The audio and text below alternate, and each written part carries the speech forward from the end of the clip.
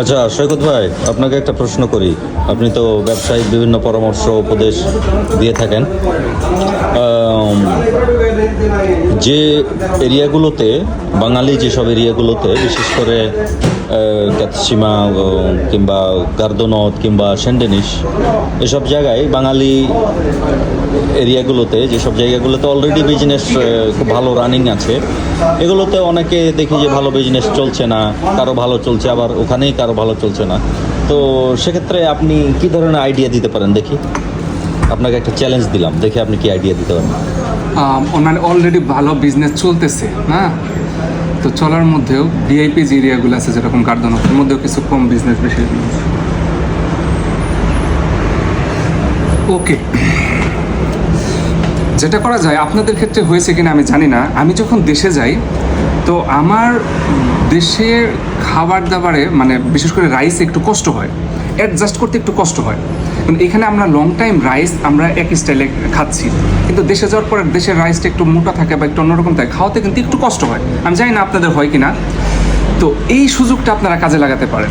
বলি কিভাবে, যেমন ধরুন যে গার্দনত এরিয়াতে সব এরিয়াতে মোটামুটি খাবার ভালোই, এবং কি শেফ খাবার বানালো খুব সুন্দর করে। শেফের খাবারের মান তো ভালো থাকতে হবে, সেটা সবারই আছে, ধরে নিলাম। কিন্তু চাল চাল এমন একটা বিষয়, কিছু লোকজন আছে বাসমতি চাউল খায় বাসায়, আর কিছু লোকজন আছে মোটা এক ধরনের চাউল খায়, এটাকে কি বলে, সিদ্ধ চাউল খায়।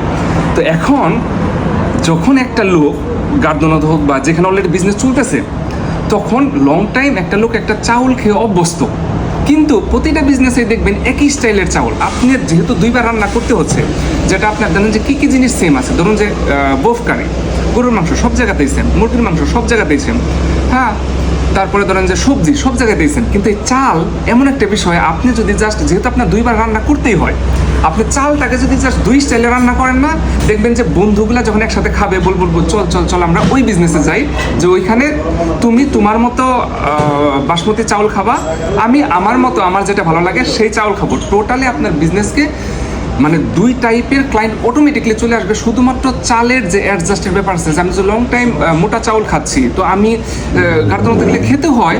আরেকটা জিনিস করতে পারেন যে কিছু ভাইয়েরা আছেন তারা একটু নরম চাউল খায়, একটু নরম করে রাইস খায়, আবার কিছু আছে একটু ঝরঝরা টাইপের খায়। তা আপনার যেহেতু দুইবার রান্না করতেই হইতেছে, তিনবার রান্না করতেই হইতেছে, আপনি যদি নরম হালকা রাখেন, এরপরে আপনার যদি মোটা চাউল রাখেন এবং কি আপনি বাসমতি রাখেন, তার মানে আপনি তিন টাইপের ক্লায়েন্ট পাচ্ছেন। যদিও আপনার বিজনেস গার্দনতের একদম সেন্টারেও হয়, তখন বন্ধুদের নিয়ে আসবে যে চল চল চল ওইখানে যাই, কারণ ওইখানে তুমি তোমার মনের মতো খেতে পারবা, আমি আমার মনের মতো। কিন্তু গরুর মাংস কিন্তু সব জায়গায় একই, মুরগির মাংস সব জায়গায় একই, সবজি সব জায়গায় একই, তাই না?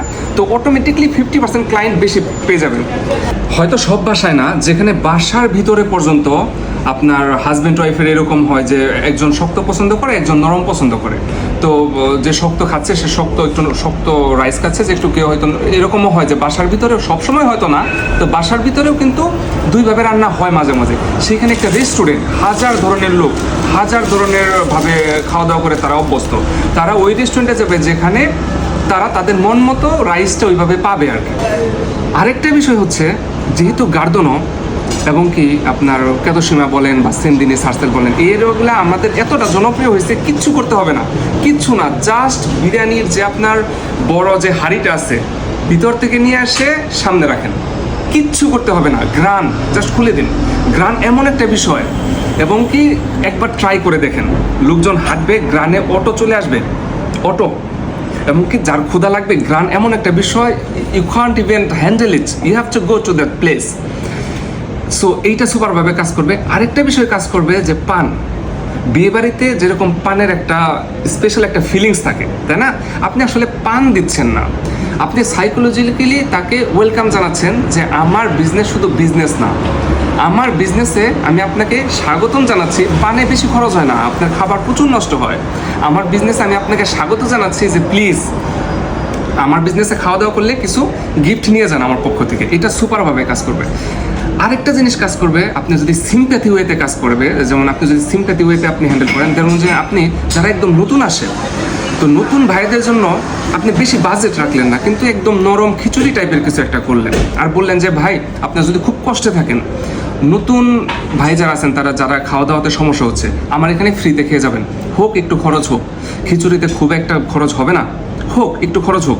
আশেপাশের আমরা যারা দেখবো, আমি সবার আগে ওই বিজনেসে চলে যাব যে একটা ভাই এরকম একটা সুন্দর ব্যবস্থা করছে যে যারা নতুন আসছে তারা খাওয়া দাওয়া করতে কষ্ট হয়, বাসায় কষ্ট হয়, তো আমি সবার আগে যাবো যে না, আমি যদি আমার 5 ইউরো 10 ইউরো 20 ইউরো দিই, আমি এই বিজনেসে দিব, কারণ এই বিজনেসের ভাইটা আমার আরেকটা ভাইয়ের নজরে রাখতেছে। তো আশা করি এটি এইভাবে কাজ করতে পারে, এবং কি আপনার বিজনেস সেন্টারে থাকার পরেও যদি 4-5টা বিজনেস অনেক ভালো করতেছে এবং কি আপনারটা করতেছে না। তো এরপরে যারা সিনিয়র আছেন তারা ভুল হলে বলে দিবেন। ধন্যবাদ আপনাদের মূল্যবান সময় দেওয়ার জন্য। ভালো থাকবেন। আসসালামু আলাইকুম।